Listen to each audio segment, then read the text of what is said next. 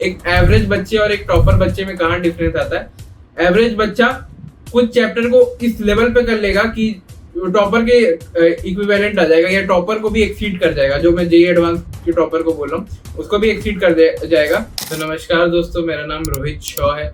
Currently मैं IIT Delhi के mathematics and computing branch में पढ़ रहा हूँ और ये वीडियो रिवीजन पे होने वाली है कि इफेक्टिवली रिवीजन कैसे किया जाता है। और जो मैंने किया था, मैंने कुछ लास्ट के एक आध महीने में जेई एडवांस के लिए बहुत अच्छे से तैयारी की थी और उन दौरान मैंने कैसे अपने आप को रिवाइज किया था। उतना वास्ट मतलब इतना बड़ा सिलेबस एक महीने में समराइज करना और उसको इफेक्टिवली यूज करना ताकि मैं एग्जाम में मार्क्स ला सकूं और ना कि कोई पीएचडी कर सकूं, है ना। जो अब बहुत बच्चे करते हैं कि बहुत बच्चे चैप्टर को इतने अच्छे से पढ़ते हैं। कुछ कुछ चैप्टर ऐसा नहीं कि वो सिलेबस कंप्लीट नहीं करते, वो एक आध चैप्टर को इतना अच्छे से करेंगे ना, लाइक उनमें तो उसको कोई हरा ही नहीं सकता। बल्कि मैं स्टार्टिंग में ही वीडियो को बोल देना चाहता हूँ, एक एवरेज बच्चे और एक टॉपर बच्चे में कहाँ डिफरेंस आता है। एवरेज बच्चा कुछ चैप्टर को इस लेवल पे कर लेगा कि टॉपर के इक्विवेलेंट आ जाएगा या टॉपर को भी एक्सीड कर जाएगा। जो मैं जेई एडवांस के टॉपर को बोल रहा हूँ उसको भी एक्सीड कर जाएगा। बट एक टॉपर जो होता है ना, मैं आपको रियलिटी बता रहा हूँ, एक टॉपर ओवरऑल सिलेबस को अच्छे से करता है। उसके लगभग 90% सिलेबस अच्छा से कवर होता है। बल्कि एक जो एवरेज बच्चा होता है उसका बस 10% ही सिलेबस अच्छे से कवर होता है और उस 10% से अगर उसका क्वेश्चन है तो वो कर लेगा, बट 90% उसका छूट जाएगा एग्जाम, तो उसका सिलेक्शन वैसे भी नहीं होना। तो ये गलती आप लोग सभी करते हो और मैं भी करता था। बिफोर मूविंग टू कैसे रिवाइज करना है, एक बार रिमाइंड यू कि एक बार लाइक कर दीजिए मेरा वीडियो और सब्सक्राइब कर दीजिए। ये मैं आपको इसलिए बोलता हूँ हर एक वीडियो में ताकि यूट्यूब का एल्गोरिदम मेरे वीडियो को पुश करे और मेरे को अच्छा लगे कि और मैं कुछ बेनिफिशियल कर पाऊँ जो आपको अच्छा लगे मेरा कंटेंट वगैरह। तो आप एक बार कमेंट भी करके बता देना। और एक फैक्ट मैं आपको बता देना चाहता हूँ, मैं अपने कमेंट का लगभग 80 to 90% कमेंट का रिप्लाई करता हूँ, जबकि मेरा शेड्यूल उतना बिजी रहता है। जस्ट बिकॉज मेरे को आप सभी लोग जो मेरे यूट्यूब देखते हैं, एटलीस्ट अगर 10-20 हजार लोग मेरे को देख रहे हैं तो मेरे को एक खुद में प्राउड फील होता है कि अच्छा मतलब मैं कुछ अच्छा ही कर रहा हूँ लाइफ में। तो आप कमेंट कीजिए, मैं आपको डेफिनेटली रिप्लाई दूंगा। ये मेरी प्रॉमिस, पिंकी प्रॉमिस है ना। तो रिवीजन के लिए जो सबसे पहली जो मैंने चीज की थी और जो सबसे पहली जो मैंने गलती आइडेंटिफाई की थी रिवीजन करते टाइम, जो मैंने सेकंड पॉइंट पे लिखा है, many of us does revision through one shot. कोई चैप्टर को अगर आप पढ़ लीजिए, जैसे एग्जांपल मैं ले रहा हूँ, जैसे केमिकल बॉन्डिंग हो गया। केमिकल बॉन्डिंग आपने पूरा लेक्चर देख लिया, अभी आपको लेक्चर के एंड में आपको ऐसा लग रहा है कि आप भूल गए लेक्चर का स्टार्ट में आपको पढ़ाया गया था, जो टीचर ने आपको पढ़ाया था।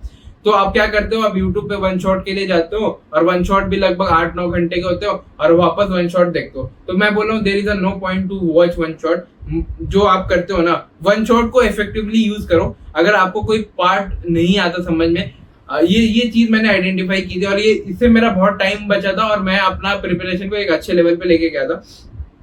कि मैं जो करता था कि रिवीजन, जो जैसे कुछ चीज मैं भूल गया, मेरे को ऐसा लग रहा है कि मैं ये पर्टिकुलरली पार्ट भूल गया। जैसे मैं आ जाता हूँ कोऑर्डिनेशन कंपाउंड के, मैं क्रिस्टल फील्ड थ्योरी या वैलेंस बॉन्ड थ्योरी में भूल गया, है ना। तो मैं जाके वन शॉट भी देखूंगा, मैं आपके तरह ही करता हूँ, मैं वन शॉट ही देखता हूँ, लेकिन मैं वो जो पर्टिकुलर पार्ट है ना, चंक, वही देखूंगा। अब वन शॉट में जाके मेरे को कोई फायदा नहीं है कि मैं वहां जाके देखूं कि what is gravitation, what is charge masses, what is ये, व्हाट इज वो, जबकि मेरे को आता है। तो आप इफेक्टिवली यूज कीजिए वन शॉट्स को भी और स्मार्टली स्टडी कीजिए, क्योंकि आपके पास टाइम है नहीं और प्रिपरेशन बहुत लंबी और बहुत हेक्टिक है और बहुत थक जाओगे अगर आप वन शॉट देखते गए तो, है ना। और सेकंड आई चीज that was the most effective, YouTube पे चाहे कितना भी कोई ज्ञानी बाबा, गुमनामी बाबा कितना भी कुछ बोले, है ना, सबसे ज्यादा जो इफेक्टिव चीज होती है रिवीजन के लिए वो है कि revising a chapter through questions. जो मैं किया करता था, मैं एक चैप्टर पढ़ लिया, मैं उसके क्वेश्चन से रिवाइज करता था। मैं उसके जो टेक्स्ट सॉल्यूशन थे, अगर मेरे से क्वेश्चन सॉल्व नहीं हुए, उससे मैं समझता था कि पूछा क्यों जा रहा। क्योंकि आपको ये समझना पड़ेगा, ये एग्जाम आपकी मेंटल एबिलिटी चेक कर रहा है, आपका देख रहा है कि आप कैसे अप्लाई कर रहे हो उस कंसेप्ट को। ऐसा नहीं कि आपको बस वन शॉट देख लिया, आपको बोर्ड में बस पन्ने ही पन्ने भरने हैं। अब यहाँ 50-100 पन्ना भी भर दो, अगर आपका आंसर करेक्ट नहीं निकला आपको 4 मार्क्स नहीं मिलेगा, सिंपली पुट, है ना। इससे ज्यादा कुछ एलैबोरेट नहीं करूंगा इस पॉइंट को। कि मैं जो करता था, मैंने ये चीज देखी थी जो मेरे लिए इफेक्टिव थी। मैं ऑनलाइन स्टूडेंट था, ऑनलाइन बैच का स्टूडेंट था, जो मेरे लिए सबसे सही बैठी थी कि क्वेश्चन पढ़ो, क्वेश्चन में ये देखो कि एग्जामिनर पूछ कह रहा है, फिर देन गो टू सॉल्यूशन। अगर नहीं हुआ तो, अगर हो गया तो सही बात है, नहीं हुआ तो गो टू सॉल्यूशन। फिर उस सॉल्यूशन में देखो कि जो ऑथर जो जिसने सॉल्यूशन लिखा है, लिखा है, तो उसने अप्रोच क्या लगा। मैं अप्रोच पे हमेशा टारगेट करता था कि हर एक क्वेश्चन का अप्रोच क्या हो सकता है, और ये भी सोचता था अपने माइंड से कि इसका ऑल्टरनेट अप्रोच कुछ हो सकता है, कि मैं अलग से कुछ दिमाग लगा के इसको कर सकता हूँ कुछ शॉर्ट पीरियड में। तो उससे मेरे को बहुत ज्यादा हेल्प हुई थी अपनी प्रिपरेशन में। और रिवीजन के लिए ना बहुत बच्चे ये करते हैं, बहुत ज्यादा बेकार चीज है ये, छोड़ दो अगर आप कर रहे हो तो, है ना। कि आप रिवीजन करोगे ना, आप रिवीजन करने के लिए आपको लगता है कि शॉर्ट नोट्स बनाने जरूरी होते हैं, है ना। तो आप क्या करोगे, बहुत छोटा छोटा हैंड राइटिंग, एकदम 0.5 सेंटीमीटर का हैंड राइटिंग लिखोगे, एक पन्ने में उस चैप्टर को पूरा समराइज करने की कोशिश करोगे, हाइलाइटर लोगे, हाइलाइटर से उसको मार्क करोगे, इसको मार्क करोगे, है ना, दीवार पे चिपकाओगे। और मतलब जितनी भी आर्टिस्ट वाली चीजें होती हैं, आर्टिस्ट मतलब मेकअप आर्टिस्ट वाली जितनी भी सारी चीजें सारा करोगे और दीवार पे चिपकाओगे सेटिस्फेक्शन के लिए। फिर आपको बाद में पता चलेगा जो आपने किया है उससे आपका कुछ इफेक्टिव हुआ नहीं, रिटर्न ऑफ इन्वेस्टमेंट उतना हुआ नहीं, उससे अच्छा आप क्वेश्चन करते आपको कुछ सीखने को मिलता, या उससे अच्छा बैकलॉग ही कवर कर लेते, आपका टाइम बचता। तो ये मत करना कभी। मैं क्या करता था, मैं टाइम बचाने के लिए माइंड मैप्स होते हैं ना, कोचिंग इंस्टीट्यूट के माइंड मैप्स होते हैं, माइंड मैप्स एग्जैक्टली, है ना। तो उसमें उन्होंने खुद ही ये जो आप मेकअप करते हो ना बहुत अच्छे से कर रखा है, आपको बस प्रिंट आउट करना है उसको और बस पढ़ना है, बस इतना करना होता है। और आपको कुछ ज्यादा कुछ वो नहीं करना है कि कुछ भी आप करते हो, मतलब बहुत सारी अननेसेसरी चीजें जो कि मतलब कहीं से भी कहीं आपको हेल्प नहीं करती प्रिपरेशन में, उल्टा टाइम वेस्ट आपका अलग हो जाता है इन सारी चीजों में। और हमेशा याद रखना माइंड मैप के थ्रू रिवाइज करना और डेली रिवीजन करना। आपका एक तो मैंने काम कमी कर दिया कि शॉर्ट नोट्स बनाने ही नहीं है, बहुत टॉपर बोलता है कि बनाओ, मैं बोल रहा हूँ कि बनाने ही नहीं है। माइंड मैप से कोचिंग इंस्टीट्यूट के रिलेवेंट है, उन्होंने टाइम इन्वेस्ट किया है, आपको कोई जरूरत नहीं है। आपको बस ये समझना है कि माइंड मैप में कैसे चीजें जा रही है, आपको बस एक बार माइंड मैप को समझना पड़ेगा कि उन्होंने कैसे अप्रोच किया। मोस्ट लाइकली सबका अच्छा ही होता है, बट आप देख लेना आपके हिसाब से कौन सा सूटेबल बैठे। तो डेली रिवीजन करना है माइंड मैप का। और डेली रिवीजन करने से क्या होता है ना, बहुत बच्चे ये सोचते हैं कि उनसे इनऑर्गेनिक या केमिस्ट्री के बहुत सारे चैप्टर हो गए, उनसे रट्टा नहीं मारा जाता, या तो उनको बहुत दिक्कत आती है, बहुत परेशानी होती है रिएक्शन समझने में। तो ये आप करना हमेशा कि डेली रिवाइज करना, भले आपको समझ आए ना आए। और एक ही चीज को 20-25 बार पढ़ोगे ना, मैं आपको लिख के दे रहा हूँ, आपको कैसे याद नहीं होता, आप मेरा चैनल भले ही अनसब्सक्राइब कर देना, लिख के दे रहा हूँ, वो चीज आपको रट जाएगी। अगर आप 20-25 बार रीड करोगे, बस ऐसा नहीं कि वो कर रहे हो, बस आप रीड करोगे ना आपको याद रहेगी।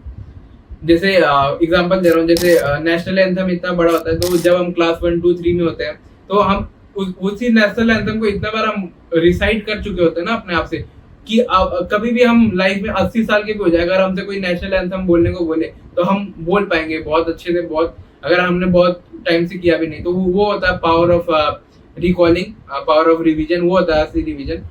एक ये बोलना चाहता हूँ, बहुत बच्चों को ये नहीं समझ में आता कि जो टीचर बोलते हैं, जो क्लास के टीचर होते हैं, जो लेक्चर पढ़ाते टाइम बोलते हैं कि रिवीजन करना चाहिए, बहुत बच्चों को ये समझ में नहीं आता व्हाट इज रिवीजन, और रिवीजन कैसे करना है, और हाउ टू डू इट, और what do you exactly mean by revision. Revision होता है क्या? तो रिवीजन ये होता है कि आपने जो भी पढ़ा है आप एक बार रिकॉल करो कि आपने पढ़ा क्या है। ऐसा नहीं कि आप पढ़ते गए और आपको पता ही नहीं कि आप पढ़ क्या रहे हो। तो आप बैल मजदूरी वाला काम तो कर रहे हो, बट आपको पता ही नहीं कि आप काम क्या कर रहे हो, है ना। तो आपको ये जानने के लिए रिवीजन करने बोला जाता है, और एक बहुत सही अप्रोच है अगर आपको कोई भी एग्जामिनेशन क्लियर करना है। रिवीजन से अच्छा कोई तरीका नहीं होता कि आप रिकॉल कर सको।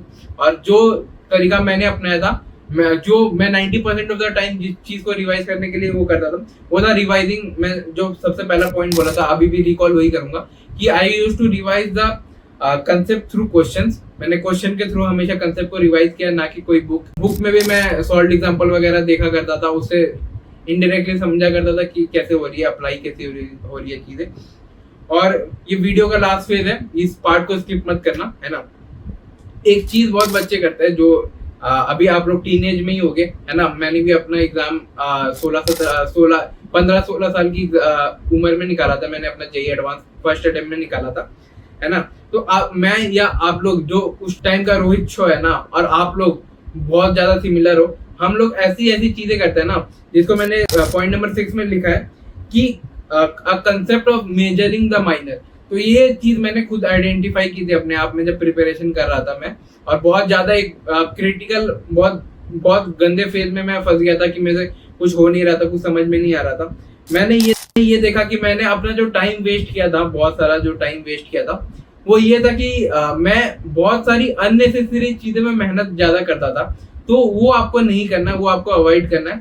आपके पास 2 साल है, आपके पास जितना भी टाइम अभी बचा हुआ है प्रिपरेशन का, मेरे को नहीं पता आपके पास कितना है, आपके पास 1 महीना, 2 महीना, 6 महीना, 7 महीना, जो भी टाइम में आप इस वीडियो को देख रहे हो, ट्रस्ट मी व्हेन आई से दिस, बहुत सारे जो जेई एस्पिरेंट के जो जेई या नीट एस्पिरेंट है, अपना सिलेबस 50% ऑफ द सिलेबस 1.5 सालों में करते हैं, और लास्ट के कुछ 5-6 महीनों में वो अपने 50% ऑफ द सिलेबस को करते हैं। तो हमेशा याद रखना, जब भी आप इस वीडियो को देख रहे हो, आपका राइट टाइम अभी है, the right time is now that आप सीरियस हो जाओ जेई के बारे में।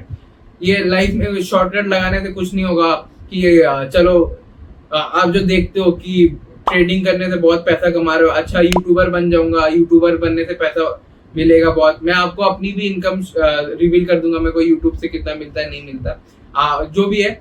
आप पढ़ाई से अच्छा कोई रिसोर्स नहीं है।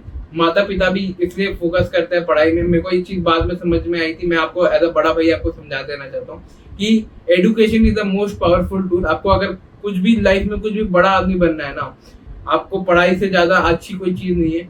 आज मैं अलग सर से भी मिल पाया, आज मैं विश्वास दिवस के इवेंट में भी जा पाया, आज मैं IIT में भी पढ़ पाया, that is all because of education. अगर मैं आगे भी लाइफ में कुछ अच्छा करूंगा, दैट बिकॉज कि मैंने बहुत अच्छी एजुकेशन रिसीव की थी। तो इसी पॉइंट के साथ मैं वीडियो को एंड करना चाहूंगा, और सब्सक्राइब कर देना, लाइक कर देना, एक रिमाइंडर प्लीज प्लीज। एक पिंकी प्रॉमिस रहेगा मेरा और आपके बीच में कि आप मेरे वीडियो आते ही लाइक सब्सक्राइब कर दीजिए और कमेंट कर दीजिए, मैं सारे कमेंट का रिप्लाई कर दूंगा। बाय।